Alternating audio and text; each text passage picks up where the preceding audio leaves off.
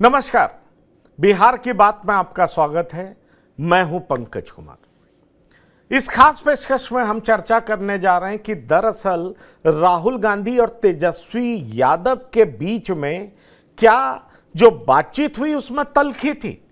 आपको बता दें कि राहुल गांधी इंतजार जरूर कर रहे थे क्योंकि उनको अहमदाबाद जाना था, लेकिन सच्चाई यह भी है कि राहुल गांधी ने इस मीटिंग में बड़ी साफ साफ तेजस्वी यादव से कह दिया कि आप हमारी दो शर्तों को मानिए और उसके बाद तीसरे शर्त पर हम विचार कर लेंगे।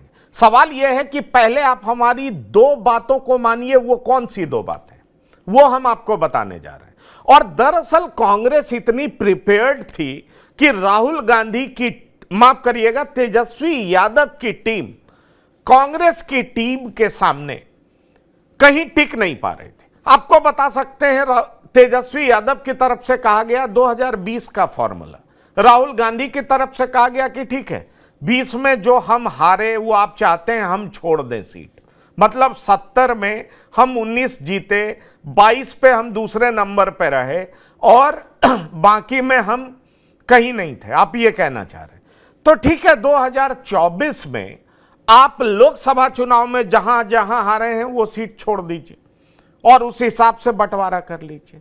और जिस तरीके से राहुल बात कर रहे थे, एक बात बहुत साफ दिखाई पड़ रहा है कि कांग्रेस अब अपनी शर्तों पर राजनीति कर रही है। लालू माफ करिएगा, राहुल बेफिक्र होकर के बात कर रहे थे और उन्होंने साफ साफ संदेशा दे दिया कि आपने अभी बात कर ली, लेकिन अब कांग्रेस की तरफ से अल्लाह वरू अधिकृत है, आपसे बात वही करेंगे और यह बात अब बिहार में होगी। और इतना ही नहीं, उन्होंने यह भी कहा कि कितने दिनों में बात करनी है। ये सारे टर्म्स और कंडीशन राहुल गांधी ने तेजस्वी यादव के सामने रख दिया और तेजस्वी यादव जिस बात को करने गए थे उसको लेकर के राहुल गांधी की तरफ से कहा गया कि अभी मुख्यमंत्री पद पर चर्चा ही नहीं होगी। मतलब ना कांग्रेस की तरफ से कोई कुछ बोलेगा, ना आप अपनी तरफ से कुछ बोलिएगा। और यही वजह है कि कल जब तेजस्वी बाहर निकले मीटिंग से, तो जब लोगों ने पूछा सीएम का चेहरा कौन होगा, तो उन्होंने कहा अरे भाई आप लोग सीएम को लेकर के क्यों परवाह कर रहे हैं, अभी हमें नीतीश की सरकार हटानी है, वो हाईजैक हो गए हैं और तरह तरह की बात करने लगे। तो सवाल ये उठता है कि कांग्रेस के दिमाग में क्या है, सवाल ये उठता है कांग्रेस क्या चाह रही है और कांग्रेस दबाव बना रही है तो क्या कांग्रेस की ऐसी हैसियत है, राहुल गांधी की रणनीति क्या है, सोनिया और लालू के बीच में जो संबंध थे क्या राहुल और तेजस्वी के बीच में नहीं रह गए। सवाल यह भी है, या क्या राहुल गांधी को यह लगता है कि लालू की तरह तेजस्वी बीजेपी से लड़ नहीं पाएंगे, इसीलिए हमें अपनी जमीन मजबूत करना बेहद जरूरी है। तमाम सारी बातों को बताएंगे जो बातें मीटिंग में हुई है और उसके बाद हम बताएंगे कि कांग्रेस के जो नीति धारक हैं वो सोच क्या रहे हैं और उनकी स्ट्रैटेजी क्या है, वो तमाम बात बताएंगे। लेकिन पहले सुनिए तेजस्वी यादव को, फिर दिलीप जायसवाल ने क्या तंज कसा है उसको सुनिए, फिर हम शुरू करेंगे चर्चा। जो बैठक दिल्ली में किए और बैरंग लौट गए, तेजस्वी यादव नहीं चाहते हैं कि कांग्रेस अपना पैर बिहार में पसारे और कांग्रेस ने भी फैसला कर लिया है कि हम राष्ट्रीय जनता दल का झोला ढोने वाला पार्टी नहीं बनेंगे। राजद क्या चाहती है कि कांग्रेस झोला ढोने वाला पार्टी बने और कांग्रेस की स्थिति यही थी। राहुल गांधी ने अभी आकर कहा इस बात को पटना में कि आज तक जो भी कांग्रेस में नेतृत्व करता थे उन्होंने कांग्रेस को डुबाने का प्रयास किया, ये राहुल गांधी ने कहा। और राष्ट्रीय जनता दल यही चाहती है कि कांग्रेस झोला ढोने वाला पार्टी बन के रहे। अब कांग्रेस को सोचना है कि वो झोला ढोएगा या राष्ट्रीय स्तर की जो पार्टी है उसका अपना एक प्रतिष्ठा बचाएगा, ये कांग्रेस सोचे। कल पटना में भी सीट शेयरिंग पर भी चर्चा हुई। सीट शेयरिंग इस पर हम लोग चर्चा जो है किस प्रकार से बिहार के लोगों को बेरोजगारी से मुक्ति दिलाए, अपराध से कैसे मुक्ति दिलाए, इस प्रकार से पलायन बिहार में हम लोग कैसे रोकें, हम लोगों का क्या विजन रहेगा, तो लोग चर्चा तो होती रहती है। कोई पहली बार तो मुलाकात है नहीं उन लोगों से, लगातार मुलाकात होती रहती है। निशांत जो है उन्होंने कहा कि अमित शाह 2010 में जो मेजोरिटी मिला था उससे भी ज्यादा बहुमत जीता है बिहार के जनता नीतीश कुमार। देखिए, अब इसमें वो कह रहे हैं, इस पे हमको क्या बोलना। लेकिन एक बात तो तय है, जनता ने मूड बना लिया है कि एनडीए से मुक्ति पानी है। तो आप देख लीजिए तेजस्वी यादव किस तरीके से रिएक्ट कर रहे हैं। ठीक है, मैच्योर्ड लीडर हो चुके हैं, पर अंदर मीटिंग में बात क्या हुई और अब तेजस्वी यादव को बोलना क्या है वो मैं आपको बताने जा रहा हूं। पहले लिए चलता हूं अपने मेहमान के पास जो हमारे साथ जुड़ रहे हैं। हमारे साथ जो मेहमान जुड़ रहे हैं उनमें संतोष सिंह वरिष्ठ पत्रकार हैं, आपका बहुत स्वागत है। हमारे साथ कौशलेंद्र प्रियदर्शी जी हैं, वरिष्ठ पत्रकार हैं, आपका भी बहुत स्वागत है। और साथ ही साथ प्रियदर्शी रंजन जी हैं, वो भी हमारे साथ जुड़े हैं, आपका भी बहुत स्वागत है। मैं आप तीनों मेहमान को बताना चाहता हूं और आपके पास जो इंफॉर्मेशन है शेयर करें और फिर बताएं कि कांग्रेस चाह क्या रही है। आपको बता दें कि तेजस्वी यादव गए थे अपने दो लोगों के साथ, और दो में कौन थे? संजय यादव, मनोज झा, जो उनके बड़े क्लोज कॉन्फिडेंट माने जाते हैं, वो गए। पर कांग्रेस किस किस के साथ बैठी हुई थी? राहुल गांधी बैठे हुए थे, मल्लिकार्जुन खड़गे बैठे थे, अल्ला वरू बैठे थे, प्रदेश अध्यक्ष बैठे थे, केसी वेणुगोपाल बैठे थे। मतलब कांग्रेस पूरे तरीके से तैयार बैठी हुई थी। और तेजस्वी ने चर्चा किया कि मुख्यमंत्री के उम्मीदवारी को लेकर के जिस तरीके से कांग्रेस बयान दे रही है वो अच्छा मैसेज नहीं दे रहा है। तो राहुल गांधी ने तुरंत आगे बढ़कर के इसको एक्सेप्ट किया और उन्होंने कहा कि इस पर अब कोई बयान पार्टी के तरफ से आएगा नहीं, इसको अभी ठंडे बस्ते में रखते हैं, ठंडे बस्ते में रखते हैं, यह बड़ा इंपॉर्टेंट है। और दूसरी बड़ी बात क्या कह दी कि हमारी जो दो बात है उसको आप क्लियर करिए, और वो भी 1.5 महीने में ये सारा क्लियर हो जाना चाहिए, पिक्चर साफ हो जाना चाहिए। पहला ये कि हम कौन कौन सी सीट पर लड़ रहे हैं और हम कहां कहां लड़ रहे हैं। मतलब ये भी नहीं कहा साहब कि हमें आप कितनी सीटें दे रहे हैं, हम इतनी लेके रहेंगे। ये दो बात आप साफ करिए। तो हुआ कि ये हम लोग मीटिंग में करेंगे, तो उन्होंने कहा हमारी तरफ से अब हम लोग कोई बात नहीं करेंगे, अल्लाह वरू बात करेंगे। मतलब राहुल गांधी ने पूरा मैंडेट अल्लाह वरू को दे दिया कि वो पटना पहुंचेंगे और वही आपसे बात करेंगे, अब हम लोग बात नहीं करेंगे। और जब इन दोनों मसलों पर आपसे क्लैरिटी हो जाएगी, घटक दलों से क्लैरिटी हो जाएगी, तो तीसरा मसला जो सीएम उम्मीदवार का है वो भी सॉल्व हो जाएगा। मतलब कौशलेंद्र प्रियदर्शी जी, मैं आपके पास आना चाह रहा हूं। कांग्रेस का कॉन्फिडेंस इतना ज्यादा बढ़ कैसे गया है, जो मेरे पास जानकारी है, और मेरे पास जानकारी ये भी है कि कांग्रेस 2029 का सोच रही है। कांग्रेस तेजस्वी यादव पर बहुत भरोसा भी नहीं कर रही है, और क्या क्या बात हुई है वो भी हम बताने जा रहे हैं। और कांग्रेस यहां तक तैयार है कि अकेला भी लड़ना होगा तो लड़ लेंगे, लेकिन 2029 से पहले पूरे तरीके से तैयार हो जाएंगे। आप क्या कहते हैं? कभी कभी सियासत में साहस जो है ना खतरनाक हो जाता है। राहुल गांधी के साथ यही हो रहा है। चाहे इससे पहले और चुनाव को देख लें, 29 देखने से पहले 25, 26 और कई जगहों पे चुनाव है। चलिए, तो उनकी रणनीति है और उनके सियासत का एक हिस्सा है जिसके तहत वो उसे अख्तियार करके और आधार तैयार करने की कोशिश में है। लेकिन सवाल है कि जिस तरीके से राहुल गांधी अपनी राजनीति कर रहे हैं, बिहार एक ऐसा प्रदेश रहा है ना जहां कास्ट के सहारे कुर्सी का मैनेजमेंट होता रहा है।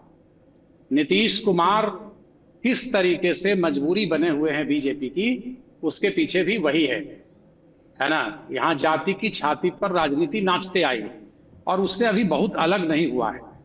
अब आने वाले समय में और बताएगा, लेकिन जो स्थिति है वर्तमान में, जैसा आपने बताया कि राहुल गांधी ने इतनी सारी शर्तें रख दी और तेजस्वी यादव को सारी बातें बता दी कि किस सीटों पर लड़ना चाहते हैं, ये सब सारी चीजें पहले तय कर लीजिए। अच्छी बात है, अंदर की बात निकली है। और थोड़ा सा पहले जाइए, जो आपने एक बात बीच में कि राहुल गांधी और तेजस्वी यादव के बीच जो है वो रिश्ते उस तरीके की रही कि नहीं। सोनिया गांधी और लालू प्रसाद यादव के बीच जो रिश्ते थे वो बहुत दूसरे तरीके और दूसरे लेवल का था। हालांकि राहुल गांधी आज भी मानते हैं, पटना आए थे, उन्होंने कहा था कि विपरीत परिस्थितियों में, या बड़े नेता जो हों कांग्रेस के, उन्होंने कहा कि विपरीत परिस्थितियों में हमारे साथ लालू प्रसाद यादव खड़े थे। लेकिन बहुत पानी बह चुका, अब स्थिति दूसरी हो चुकी है। दोनों एक दूसरे के लिए पूरक हैं वर्तमान में। तेजस्वी यादव को हर कीमत पे मुख्यमंत्री बनना है। अब ये घोषित करें ना करें, कुछ ही दिन पहले जब सम्मेलन हो रहा था, मियां मुशर्रफ का सम्मेलन बुलाया गया था, तो तेजस्वी यादव ने खुलेआम घोषित कर दिया था अपने को मुख्यमंत्री। राहुल गांधी की अपनी मर्जी है, लेकिन राहुल गांधी इस तरीके का साहस बिहार में क्यों दिखा रहे हैं? जैसा आप कह रहे हैं कि 2029 की तैयारी है, तो क्या 2025 में कांग्रेस की यह स्थिति है कि बिहार के सियासी धरती पर इस तरीके से बार्गेन कर सकते? चलिए, आप एक बड़ा सवाल उठा रहे हैं। मैं आऊंगा, अभी बहुत सारे सवाल हैं जो आपसे भी पूछूंगा, जो मेरे पास इंफॉर्मेशन है मैं आपके साथ शेयर करूंगा। आप ये बड़ा सवाल उठा रहे हैं और इसीलिए मैं आपको यहां पर रोक रहा हूं, क्योंकि इससे आगे मैं अपना इंफॉर्मेशन दूं क्या उनकी स्थिति ऐसी है। और आपने दो बात और कही, क्या तेजस्वी और राहुल की दोस्ती उस तरह की है जो सोनिया और लालू की थी। संतोष जी हमारे साथ हैं। संतोष जी, एक बात तो बिल्कुल साफ दिखाई पड़ता है कि राहुल अब आक्रामक राजनीति करने के मूड में, और आक्रामकता कई बार बड़ा खराब परिणाम भी देती है। पर राहुल गांधी को विश्वास यह है कि मुसलमान और दलित हमारे वोटर हैं। ठीक है, पासवान बिहार में उधर हो सकते हैं, मांझी उधर हो सकते हैं, लेकिन बाय एंड लार्ज जब दलित विकल्प के तौर पर मायावती को छोड़ करके मेरी तरफ देख रहा है और मुसलमान मेरा वोटर हो चुका है, तो अगर लालू प्रसाद को राजनीति करनी हो, माफ करिएगा तेजस्वी को राजनीति करनी हो, तो वो पिछड़े का करें और पिछड़े की बात ये करने लगे। जैसे कि कर्नाटक में बड़ा साफ मैसेज दे रहे हैं कि लिंगायत छोड़ना पड़े, वोका लिंगा छोड़ना पड़े, मंजूर है, लेकिन जो कुरबा जिसके सिद्धारमैया है, अब ओबीसी पॉलिटिक्स नहीं छोड़ना है। और उन्होंने एआईसीसी की मीटिंग में कह भी दिया कि हमने ओबीसी को छोड़ दिया, इसीलिए हम सत्ता से दूर हैं। सवाल यह उठता है कि राहुल गांधी को यह लगता है कि हम अपनी खोई हुई जमीन ऐसे ही पाएंगे जब हम अपने दम पर लड़ना सीखेंगे।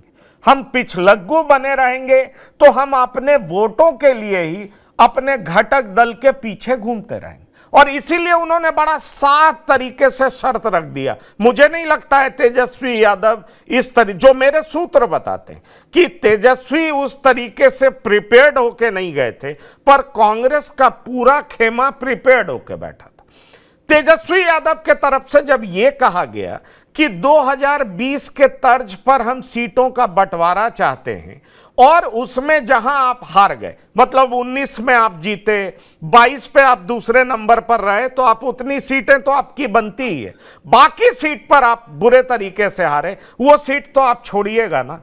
जवाब क्या था ये जान लीजिए, बड़ी तलखी थी उस जवाब कि 2024 के लोकसभा चुनाव में आप अपनी जितनी सीटों पर हारे हैं, क्या वो सारी सीटें छोड़ेंगे?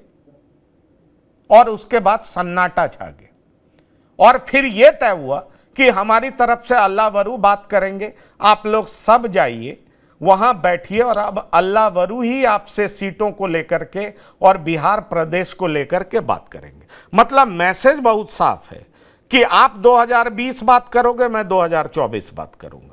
आप सोचोगे कि पहले जैसे लालू प्रसाद प्रदेश प्रभारी अध्यक्ष सबको निगेट कर, इग्नोर कर सीधा सोनिया से बात करते थे, अब ऐसा नहीं होगा। अब राहुल गांधी के नेतृत्व में आपको इस तरीके से चलना होगा। क्या कहते हैं संतोष जी?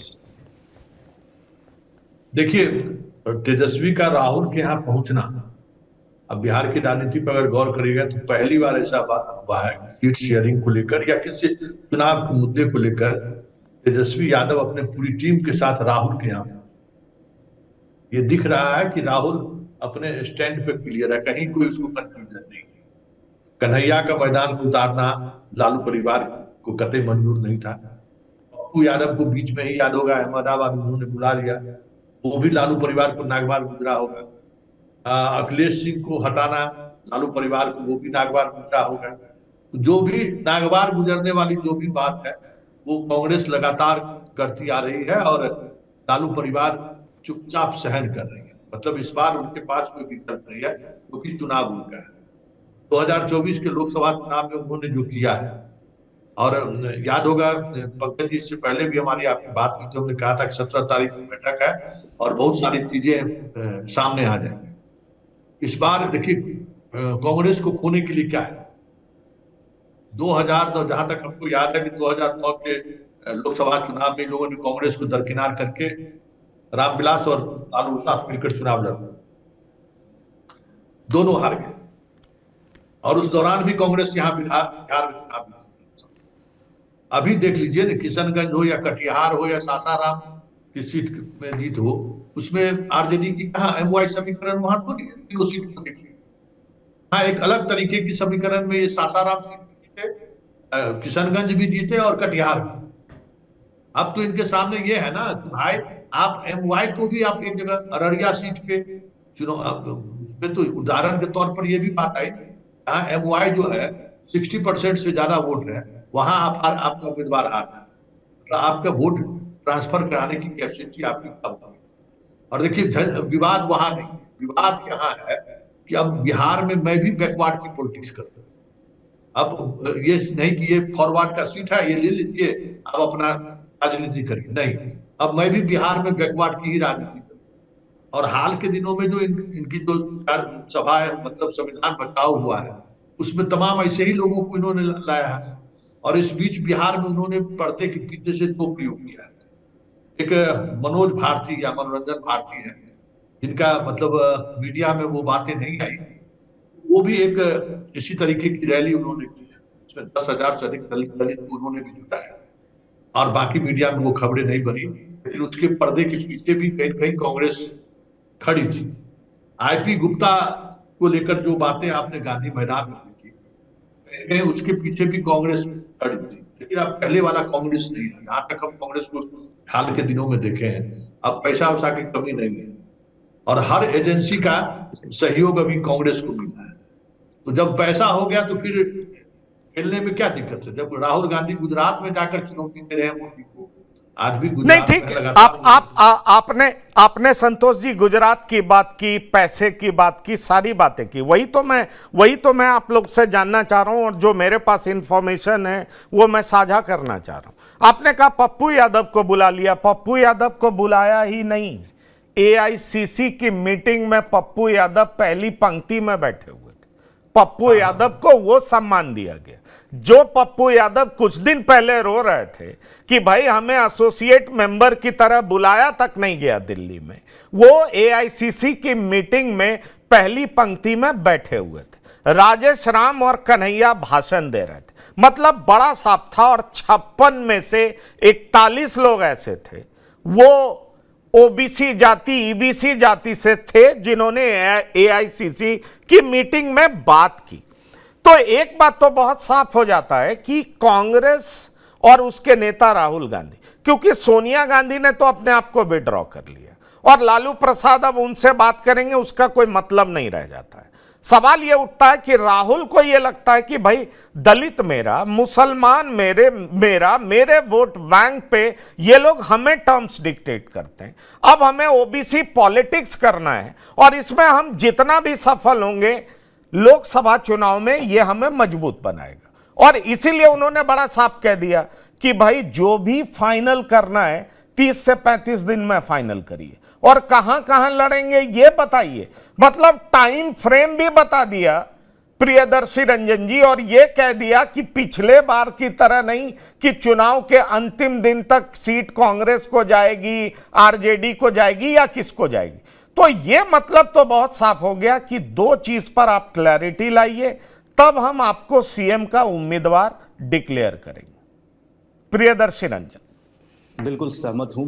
जिस तरीके से राहुल गांधी का तेवर कुछ दिनों से बदला हुआ है, आक्रामक है, उसके परिणाम शायद उनके पक्ष में ना आए।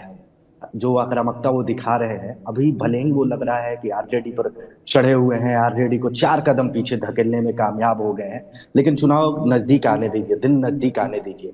राहुल गांधी का ये जो अल्टीमेटम है देने का जो अंदाज है आरजेडी का, इसमें भी आपको गिरावट दर्ज आएगी, क्योंकि उस तरीके के परिणाम, आप जिस तरीके के वोट बेस वोट बैंक, जिस वोट बैंक की आप बात कर रहे हैं, कांग्रेस कर रही है, वो इनका है ही नहीं। वो तो सबका है, महागठबंधन के भीतर सबका है। अगर दलितों की बात होगी, मुसलमानों की बात होगी, पिछड़ों की बात होगी, तो उस वोट पर जितना दावा आरजेडी का है, उसी तरीके से कांग्रेस का भी, उसी तरीके से अन्य दलों का भी है।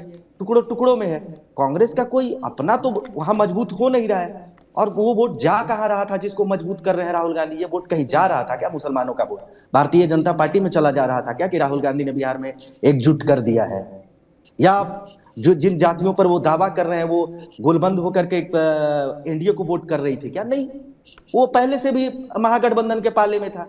महागठबंधन के भीतर ही कांग्रेस बड़ा होने का खेल खेल रही है। जिस तरीके से तेजस्वी यादव ने दिल्ली के चुनाव में आम आदमी पार्टी का समर्थन कर दिया था, उसका बदला लेने की कोशिश कहीं ना कहीं राहुल गांधी की ओर से की जा रही है। राहुल गांधी ये जताने की कोशिश कर रहे हैं कि देखिए, आप एक सीमा के सीमांत हो सकते हैं, एक क्षेत्र के सीमांत हो सकते हैं, लेकिन असली छत्रप मैं ही हूं, दिल्ली में मैं ही हूं, मैं ही। तो ये बताने के लिए उनको दिल्ली दरबार में बुलाया गया, दिल्ली की बैठक में तेजस्वी यादव को लाया गया, वरना कोई मतलब बनता नहीं था। पहले का ट्रैक रिकॉर्ड जो है महागठबंधन के भीतर, उसको उठा करके देख लिया जाए तो जो महागठबंधन के भीतर फैसले होते थे वो पटना में ही हो जाया करता था। वो मामला दिल्ली तक नहीं जाता था। दिल्ली तक बस इतना तक जाता था, जो आप भी बता रहे थे कि लालू यादव सोनिया गांधी को फोन करते थे, मैडम हो गया, मामला फिट हो जाता था। लेकिन दूरियां इस तरीके से बढ़ गई है। ये कम्युनिकेशन गैप जो है राहुल गांधी और तेजस्वी यादव का बहुत बड़ा है। जितने अच्छे कम्युनिकेशन सोनिया गांधी और लालू यादव के बीच हुआ करते थे, उसके विपरीत है राहुल गांधी और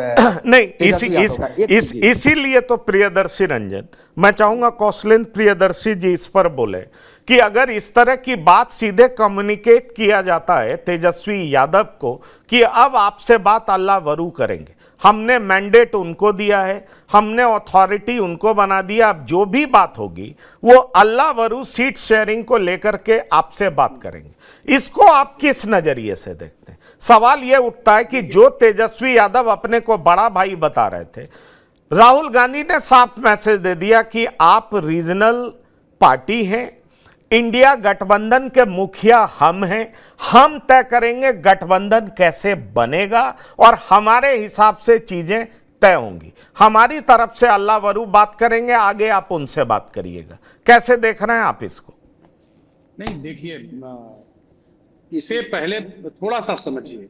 अभी प्रियदर्शी रंजन ने भी बात की, संतोष जी ने भी बात किया। राहुल गांधी, सोनिया गांधी और लालू प्रसाद यादव के रिश्ते जो थे ना, वो 95 में जॉर्ज फर्नांडिस के द्वारा एक जमशेदपुर में बयान दिया गया था और विदेशी बहू कहा गया था। उस समय लालू प्रसाद ने, चूंकि अल्पमत में सरकार होती थी, तो इसे हाथों हाथ लिया था और सोनिया गांधी के इमोशनल सपोर्ट में खड़े हुए थे।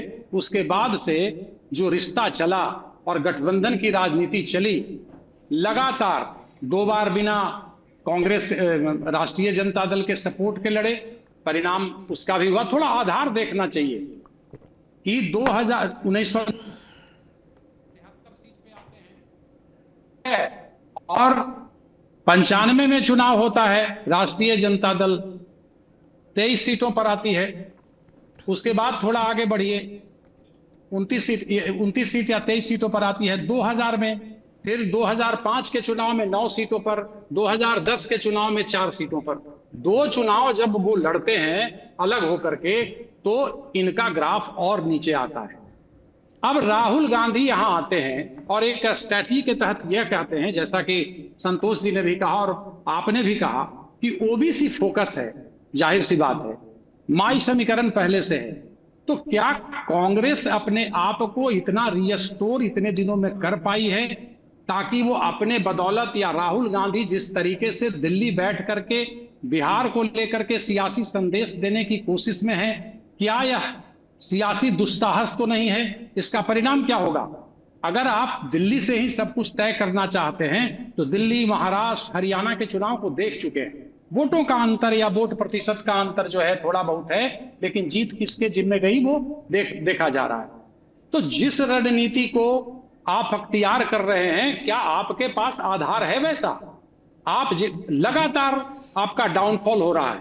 2015 का चुनाव लड़ते हैं आप लोगों, महागठबंधन में 27 सीटों पर जीतने में कामयाब होते हैं। 2020 में फिर आप 19 सीटों पर चले आते हैं। तो राष्ट्रीय जनता दल का जो माई समीकरण है वो आपके सपोर्ट में होता है, लेकिन एनडीए के साथ दो चीजें हैं, जिसे राहुल गांधी ने आकर के कहा कि सवर्ण जो है वो फर्स्ट क्लास सिटीजन है, इसके लिए आपको फर्स्ट क्लास सिटीजन होना होगा। और दूसरी तरफ जो 80% जनता, तो 80-20 की खाई के बदौलत वो राजनीति करके सत्ता की तरफ धीरे धीरे बढ़ना चाहते हैं।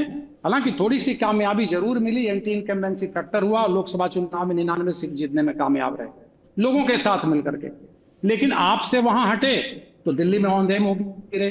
बिहार में अगर राष्ट्रीय जनता दल के साथ, तेजस्वी यादव के साथ, महागठबंधन के साथ ये नहीं खड़े होते हैं तो घाटा दोनों को है। ये माइंड गेम है, इसे समझना होगा। राहुल गांधी बिहार की सियासत में एक माइंड गेम कर रहे हैं ताकि सामने वाला आपकी बातों से मैं बिल्कुल सहमत हूं। यह माइंड गेम है और माइंड गेम कांग्रेस पहले खेल नहीं पाती थी, कांग्रेस पहले ही सरेंडर हो जाती थी। और यह माइंड गेम इसलिए खेला जा रहा है, आप बिल्कुल ठीक कह रहे हैं और मैं सहमत भी हूं। माइंड गेम इसलिए खेला जा रहा है क्योंकि विधानसभा में बड़ा स्टेक तेजस्वी यादव का है, बड़ा स्टेक कांग्रेस का नहीं है।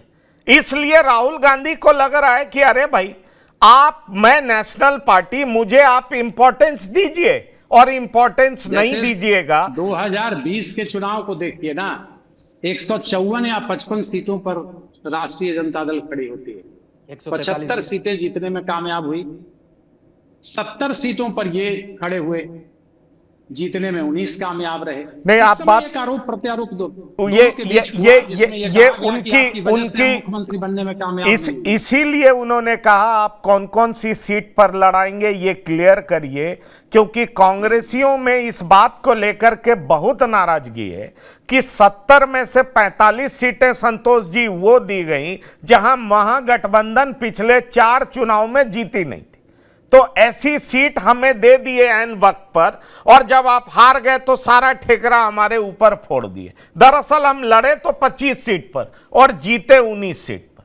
तो कांग्रेसियों का कहना है कि अरे भाई 2019 का लोकसभा देख लीजिए, एक जीते तो हम ही ना जीते। 2024 का लोकसभा देख लीजिए, हमारा स्ट्राइक रेट क्या था और आपका क्या था। आप 2020 में हार की बात करते हैं, हम 2024 में हार की बात करते हैं। आप जितनी सीटें हारे हैं क्या आप छोड़ेंगे? ये राहुल ने कहा है, और इसीलिए कहा है कि पट्टा में बैठिए, आप सब लोग तय कर लीजिए हम कहां लड़ रहे हैं, किस किस सीट पर लड़ रहे हैं, और एक कंसेंसस बनाइए। उसके बाद हम तय करेंगे कि सीएम उम्मीदवार आप होंगे कि नहीं होंगे। उसके बाद तीसरा जो बात है आपका वो हम तय कर देंगे। संतोष जी देखिए, बात पटना शहर का जो सीट कांग्रेस को दिया गया था, आज तक आरजेडी वहां नहीं जीत पाया। सीट में वाकई में अगर कांग्रेस की उस बात पर अगर आप गौर करिएगा तो एक सीट का तो मैं खुद, मेरा व्यक्तिगत अनुभव है, क्योंकि उस समय में हम जिस चैनल के लिए काम करते थे उनके सीएमडी भी वहां हुआ, और वो सीट था बेनीपुर सीट को लेकर कांग्रेस चाहती थी कि बेनीपुर सीट हम चुनाव लड़े।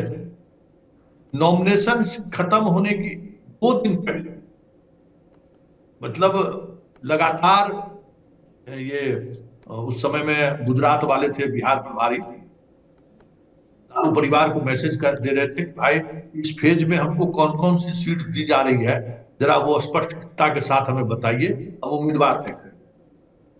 और 2 दिन पहले बताया गया कि हाँ ठीक है, बेनीपुर जो है सो आप लड़ सकते हैं। पृथ्वीराज आजाद अपने साले को वहां उम्मीदवार बनाए और मात्र 5000 वोट से चुनाव। अगर यही बात अगर 1 महीने पहले अगर उम्मीदवारों की सूची तय हो गई, हमें लगता है कि कांग्रेस बेनीपुर जैसे कई ऐसी सीटें हैं, जैसे राजगीर में अंतिम समय में टिकट दिया गया, वो भी सीटें, बहुत सारी ऐसी सीटें थी जहां कांग्रेस जीत सकते, लेकिन पूरे उस प्रोसेस में हमें देखने को यही मिला, नॉमिनेशन खत्म होने के 48 घंटे पहले तेजस्वी के यहाँ से एक पर्ची जारी होता था कि ये सीट पर आप लड़ सकते हैं उम्मीदवार को, समझ लीजिए वो। और लोकसभा चुनाव में देख लीजिए, अरे राहुल गांधी कांग्रेस छोड़ने के लिए क्या है, 0/0। अगर 0 सीट भी आए और 2025 में अगर और 2020 का रिजल्ट कोई तेजस्वी का रिजल्ट थोड़ी है, ये तो अंधा भी कोई पत्रकार होगा तो कह देगा कि भाई चिराग का रिजल्ट है। आप अगर उसी पैमाने को देखिए तो 4 सीट आप चुनाव में हारे, उसके तो लगातार हार रहे हैं। अगर आपके नौकरी पर और आपके युवापन की वजह से वोट मिला तो फर्स्ट फेज में आप जीते, जहां जदयू के उम्मीदवार के खिलाफ चिराग ने उम्मीदवार खड़ा किया, उसके बाद बाकी 2 फेज में क्यों हार गए भाई? सेकेंड फेज में आपका खाता दरभंगा, समस्तीपुर, मधुबनी जैसे जो राजद का पहले गढ़ हुआ करता था वहां पूरी तरह से हार गए, उनका सिद्दीकी चुनाव हार गए, सारे के सारे MY समीकरण कहा, कैसे ज्यादा वोट ही नहीं। ये कहने की बात है कि भाई 2020 का जो तेजस्वी का परफॉर्मेंस है वो परफॉर्मेंस चिराग की वजह से है। चिराग जितना वोट काटा वहां उनकी उम्मीदवार थी, वस्तु स्थिति ये नहीं है। और इस बात को तेजस्वी इस बात को समझ रहे हैं। तेजस्वी अपने विधायकों को से पूछे कि भाई आप चुनाव कैसे जीतिएगा, कोई फार्मूला है आपके पास? MY समीकरण से आप चुनाव जीत लीजिएगा? किसी तीसरी जाति को इन्होंने जोड़ा है। और MY का स्थिति ये है कि अंत में याद होगा आपको, बेलागंज में आज तक कभी सुरेंद्र यादव चुनाव नहीं हारा, उस दौर में भी तब नीतीश कुमार का परचम लहरा था, NDA का परचम लहरा था, तब भी नहीं हारा और इस बार चुनाव हार गया।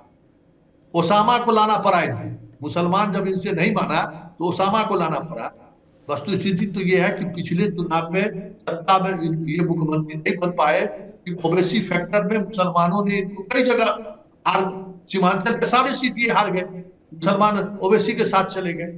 तो इनके लिए संकट इस बात को लेकर भी है। देखिए नहीं, आप संतोष जी जो कह रहे हैं संकट यही तो है, कांग्रेस के कॉन्फिडेंस के पीछे यही बात तो है कि मुसलमान अब मेरा वोटर है और पैन इंडिया मुसलमान अब हम ही को वोट करेगा। चलो गलती से मान भी लिए कि विधानसभा चुनाव में बट गया तो तुम तो हार जाओगे, पर लोकसभा चुनाव में वो मेरी तरफ आ जाएगा और फिर मेरा वोटर बन जाएगा। इसलिए हमें तैयारी लोकसभा चुनाव की करनी है। और इसीलिए मैं बार बार कह रहा हूं, राहुल गांधी ने बड़ा कैटेगोरिकली कहा कि 30 से 35 दिन में, हमारे साथ डॉक्टर संजय कुमार भी जुड़ गए, 30 से 35 दिन में तय कर लीजिए कौन सी सीट पर लड़ रहे हैं, कौन सी सीट किसका, हम पूरी तैयारी करेंगे। हम अपना देखेंगे, आप अपना देखिए। मतलब बहुत साफ है, पहले आप बताइए कौन कौन सी सीट दे रहे हैं, कितनी सीट दे रहे हैं, फिर आप अपना देखिए, तब हम अपना देखेंगे।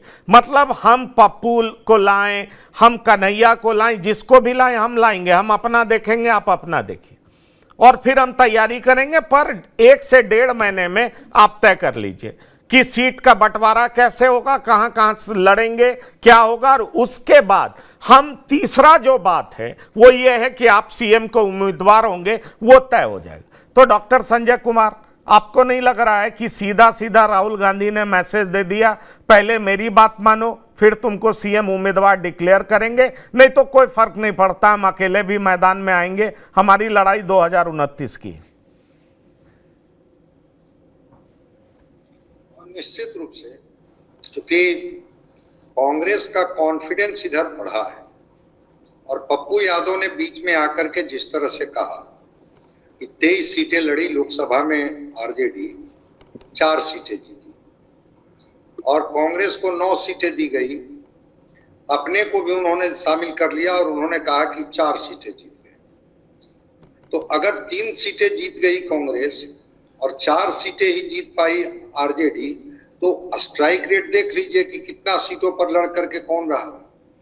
बाई इलेक्शन में माई समीकरण दरकते हुए दिखा, जो कई बार हम लोगों ने इस पर चर्चा की। और कांग्रेस का कॉन्फिडेंस दिल्ली के चुनाव के बाद बढ़ा है। दिल्ली के चुनाव में आपको जिस तरह से कांग्रेस ने किनारे किया, इस बात का अंदाजा कांग्रेस को है कि बहुत हमें अंडर एस्टिमेट करके नहीं चलेगी RJD। इसीलिए तेजस्वी जी को कहा कि ठीक है पहले सीट तो तय हो जाए। और इसीलिए अब देख रहे हैं कि बिदक रहे हैं इनके आरजेडी के जो नेता हैं कि कांग्रेस ऐसे कैसे बोलेगी। नहीं, आप डॉक्टर संजय बिल्कुल ठीक कह रहे हैं, और यही बात मैं कौशलेन जी से भी पूछूंगा, प्रियदर्शी रंजन जी से भी पूछूंगा। मैसेज इतना स्टर्न दिया गया है कि भाई सीएम उम्मीदवार पर बात नहीं होगी, ना मेरे तरफ से कोई कुछ बोलेगा, ना आपके तरफ से कोई कुछ बोलेगा। कौशलेन जी, मतलब इस पर बात बाद में कर लेंगे, सीट तय कर लेते हैं, कौन कहां से लड़ेगा ये तय कर लेंगे, आप अपना देखिए, हम अपना देखते हैं। और एक चीज जो कांग्रेस के दिमाग में कि अरे भाई हरियाणा हम हार गए, लेकिन हमने गठबंधन नहीं किया, और जो भी घटक दल हमारे हैं वो हमारे वोट पर ही हमें डराते हैं। आम आदमी पार्टी हार गई, लेकिन हम अब अपने दम पर खड़ा होने का प्रयास दिल्ली में भी कर रहे हैं। हम नहीं चाहे आम आदमी पार्टी हार गई और पंजाब में भी हार जाए, मतलब जितने क्षेत्रीय दल हैं दरअसल ये हमारे दुश्मन हैं। इनको अगर मैं ठीक कर लूंगा तो फिर पैन इंडिया हम लड़ेंगे ना बीजेपी से, देखेंगे किसका वोटर ज्यादा है, और फिर हमें नुकसान नहीं होगा। क्या आपको लग रहा है कि कांग्रेस ये मान करके चलने लगी है कि भाई क्षेत्रीय दल में भी जो ट्रस्टेड एलाई है उसको लेकर के चलो, बाकी क्षेत्रीय दल को खत्म होना चाहिए, क्षेत्रीय दल खत्म होंगे तो हम मजबूत होंगे और फिर बीजेपी से हम जीत पाएंगे? क्या कहते हैं आप? आ रहा हूं प्रियदर्शी जी आपके पास। कौशलेन जी। जी, सवाल थोड़ा फिर से दोहरा है। हरियाणा में कांग्रेस ने गठबंधन नहीं किया, हार हो गई। दिल्ली में गठबंधन नहीं किया, हार हो गई। लेकिन कांग्रेस को लग रहा है कि हम अपने पैर पे खड़ा हो रहे हैं और ये क्षेत्रीय दल हमारे वोट पर ही राज करते हैं और हमें डराते हैं। अगर आम आदमी पार्टी की सरकार दिल्ली में बन चुकी होती तो अभी गुजरात में आम आदमी पार्टी कांग्रेस की नींद हराम कर चुकी होती। दिल्ली हारी, आम आदमी पार्टी लग रहा है सो गई है, आम आदमी पार्टी का एक्टिविटी नहीं दिख रहा है। तो अब कांग्रेस को लग रहा है कि भाई पहले क्षेत्रीय दल को ठीक कर दो, हम ऑटोमेटिकली ताकतवर हो जाएंगे और क्षेत्रीय दल में भी जो सही में विश्वास करने लायक है उसके साथ चलेंगे, नहीं तो पहले क्षेत्रीय दल को हाशिए पे ले आओ, कांग्रेस बहुत मजबूत हो जाएगी। कैसे देख रहे हैं आप? नहीं, ठीक है। देखिए, सियासत में राहुल गांधी के आने के बाद कांग्रेस के सियासत में एक छटपटाहट दिख रही है जो किसी भी पार्टी के लिए अच्छा संकेत है। इससे पहले नहीं दिखता था। आप बिहार में वो बैसाखी के सहारे चलते चलते यहां तक आ गए, तो लगता है ऐसा राहुल गांधी की रणनीति से कि वो बैसाखी सहारा छोड़ना चाहते हैं। जहां तक क्षेत्रीय दलों की बात है तो वो राष्ट्रीय पार्टियों के लिए राजनीति शास्त्र में एक टॉपिक है कि इन्हें दूसरे तौर पे पर्यायवाची शब्द अगर कहिएगा तो प्रेशर ग्रुप कहा जाता है, दबाव समूह, जब जैसा तब तैसा। और चाहे वो जनता दल हो, जनता दल यू हो, चाहे इनकी पार्टी हो, चाहे छोटे छोटे जितने दल हैं, तो एक दबाव समूह के तौर पे काम करते हैं। तेजस्वी यादव का भी अभी फिलहाल जिस तरीके से इससे पहले जो अपना वो माइंड गेम चला रहे थे ताकि माइंडसेट किसी का सामने से हो जाए, वही रणनीति राहुल गांधी ने अख्तियार किया है। लेकिन सवाल तो कई है ना इसमें कि आप जिस रणनीति को, मैं बार बार इसी चीज पे कह रहा हूं कि आप जिस रणनीति को अख्तियार कर रहे हैं, अभी संतोष जी ने भी कहा कि सीमांचल हार गए, सेकेंड फेज में हार गए, चिराग हैं तो उपेंद्र कुशवाहा हैं, ये ठीक है, ये बाकी समीक्षा की चीज है, ये सब कोई जानता है, समझता है। लेकिन कितने प्रतिशत वोट और किसके बदौलत ला रहे हैं? आपका वोटर है कहां? आप किस पर ट्रस्ट कर रहे हैं? कांग्रेसी 2008 में अनिल शर्मा को अध्यक्ष बनाया गया था, रामजतन जी अध्यक्ष बने थे, लालू से आर पार की लड़ाई लड़ना चाहते थे। आज भी कांग्रेसी कार्यकर्ताओं की बड़ी फौज है जो कहते हैं कि हम अपने बदौलत लड़ेंगे, लेकिन नेतृत्व ने नहीं माना। आज भी जरा याद कीजिए ना, कुछ दिन पहले सदाकत आश्रम में राहुल गांधी ने आकर के क्या कहा ना कि हम लोग अलग नहीं लड़ सकते, अलग लड़ेंगे तो एनडीए जो है फिर से सत्ता में आ जाएगी। यही बात लोकसभा चुनाव में भी दोहरा रहे थे और महागठबंधन के साथ चुनाव लड़े, हालांकि नीतीश जी छिटक गए थे। तो कोई किसी को छोड़ना नहीं चाहता है, लेकिन एक माइंडसेट तैयार करने की बात मैं बार बार कह रहा हूं कि राहुल के रणनीति का हिस्सा है कि जिस तरीके से हम तेजस्वी यादव के अंदर एक माइंडसेट तैयार करें, एक भय का माहौल कायम करें, सीटों के बारगेन को लेकर हम अपने आप को इतना मजबूत करें। मतलब हम इस पे बात ही नहीं, सीएम पे बात नहीं करेंगे, सीटों की बारगेनिंग है तत्काल कि ज्यादा से ज्यादा सीट जो है, क्योंकि 2020 के चुनाव में जितनी सीटें जीते हारे और कौन किसके पीछे रहा, ये बीती हुई बात हो गई। उस रणनीति पे दोनों लोग सोच रहे होंगे। मैंने इससे पहले भी कहा कि दोनों एक दूसरे के पूरक हैं इस चुनाव में। अगर हाथ दोनों हटाए हैं, जिन जिन चुनावों के अंदर देखिएगा, वहां कांग्रेस का भी ग्राफ गिरा और राष्ट्रीय जनता दल का भी ग्राफ गिरा। इसमें कहीं कोई शक नहीं। संजय जी ने कहा कि माई समीकरण दरक रहा है। 2020 के चुनाव में 5% मुसलमानों का वोट कांग्रेस जनता दल को मिला था। लेकिन वक्फ बिल के आने के बाद क्या होता है वक्त बताएगा। राहुल गांधी, मैं साफ जो कहने की कोशिश कर रहा हूं सबसे पहले से, कि राहुल गांधी जिस तरह की स्ट्रेटजी अपना रहे हैं वो कांग्रेस के लिए आने वाले दिनों में ठीक होगा। 2029 की बात करें, है ना।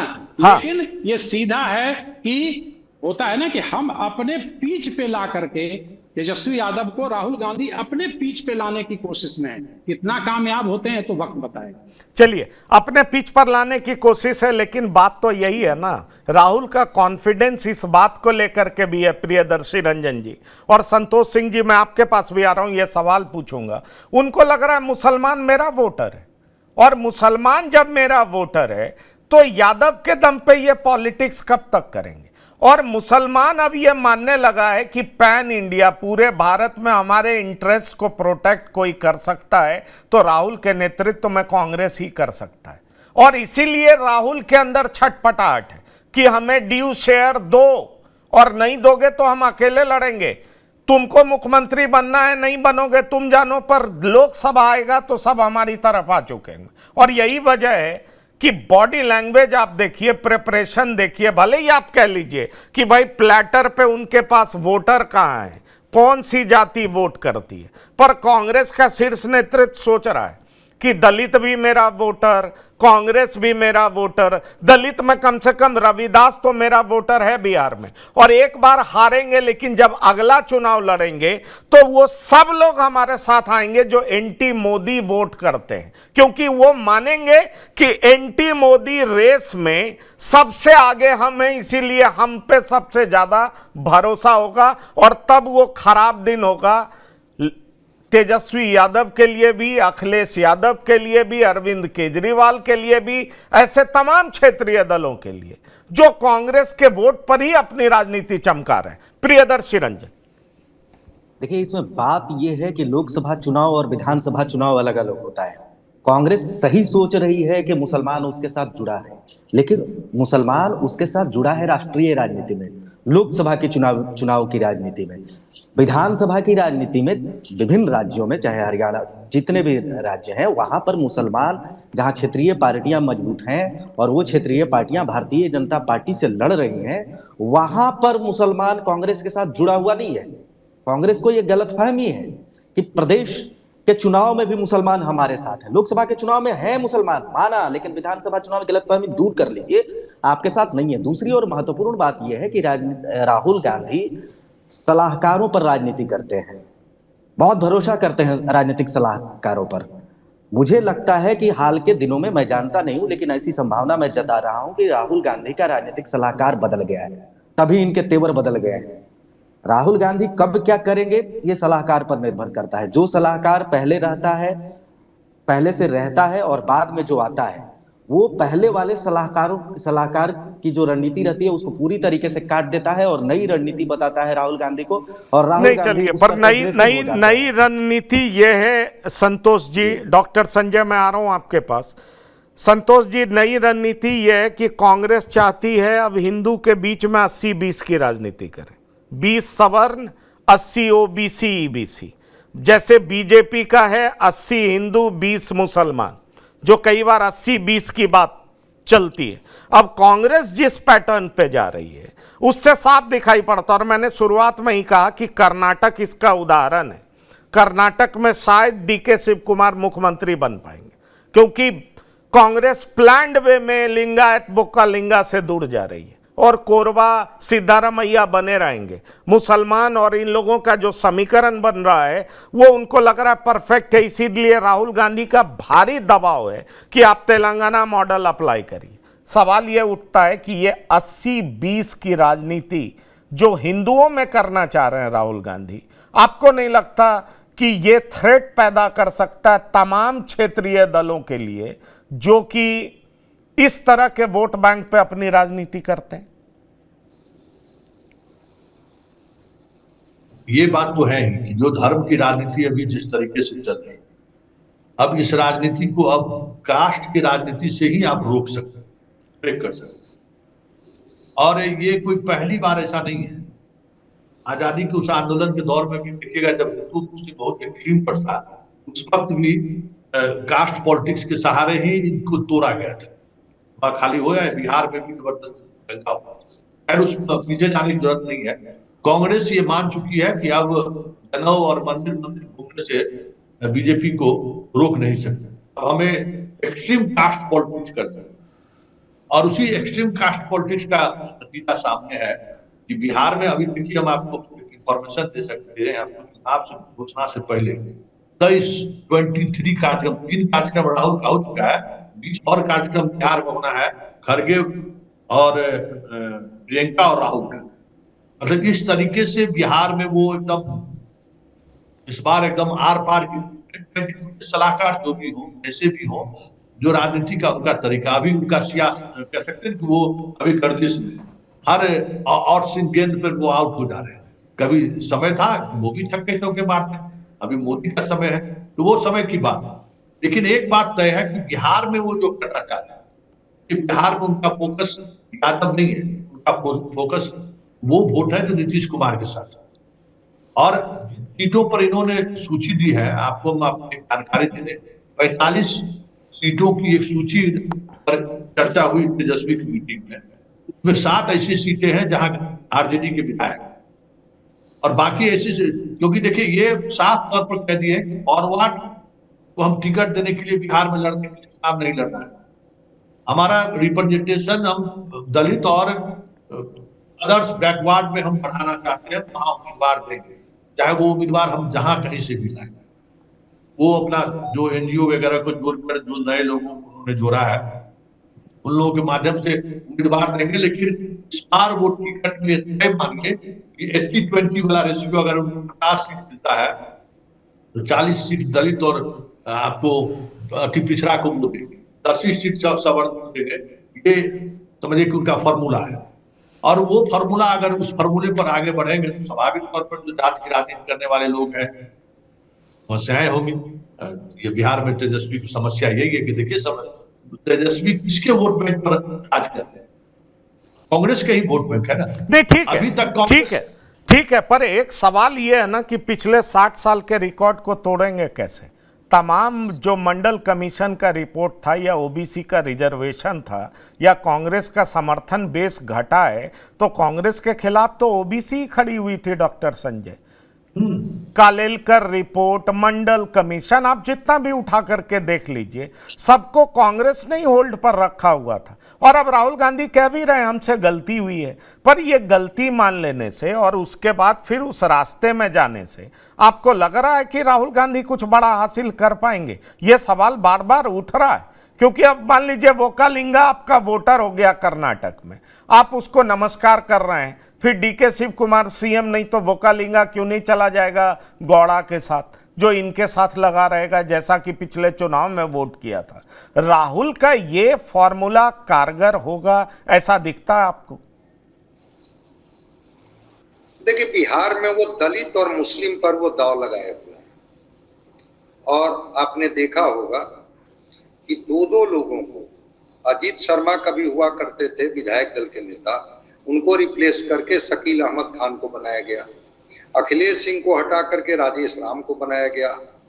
और जो राहुल गांधी बिहार आते नहीं थे, अब वो हर दलित का जो कार्यक्रम होता है उसमें वो शिरकत करते हैं।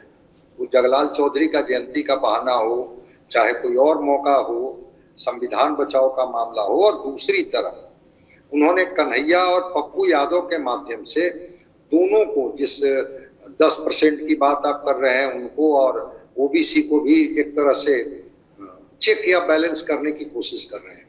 तो इनको पता है कांग्रेस को, वो पृष्ठभूमि छोड़ दीजिए, इतिहास की नेहरू जी क्या उनकी सोच थी जाति को लेकर के, इंदिरा गांधी का नारा क्या था जाति को लेकर के, कैसे राजीव गांधी ने बजाते पार्लियामेंट में मंडल कमीशन का विरोध किया था, और राहुल गांधी अब उसी एक्सट्रीम पर है। वो गिनती गिनवाते चल रहे हैं कि कहाँ कितने ओबीसी हैं, कितने दलित हैं, कितने क्या है।